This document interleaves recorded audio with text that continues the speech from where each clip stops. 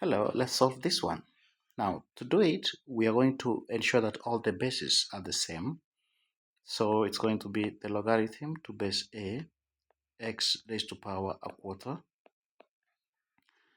then minus the logarithm to base a, we have x raised to power a half, then we have plus the logarithm to base a, and you have x raised to power 1, which is equals to 0.75.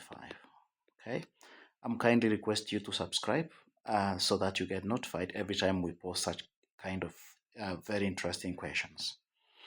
Now, this means having a simplifying this common base, we are going to get x to power 1 over 4 divided by x to power 1 over 2, then multiply by x to power 1, which is equals to 0.75. Now, working out we have inside the brackets is going to be the logarithm to base a, and then over here we have x. Now x a quarter to power a quarter divided by x to power half, so it's going to be 1 over 4 minus 1 over 2, and then because we're having a multiplication here, it's going to be plus 1, which is equals to 0.75. Now this one, when we simplify it, finally it's going to be the logarithm to base a, x. So a quarter minus a half plus 1, it's going to be equal to 3 over 4. 3 over 4, which is equals to 0.75.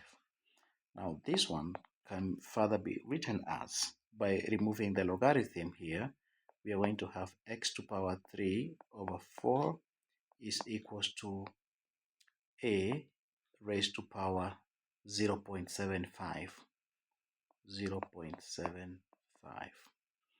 Now, further, we can write this one as x to power 3 over 4 is equals to 0.75 is just like 3/4.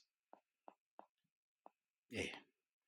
Now, because the powers in both cases are the same, this means x is equals to a. Okay, and because a was the base of a logarithm, we can simply say a should not be equal to 0. All right, okay, thank you so much for watching. Please see you next time for more interesting questions. Bye bye.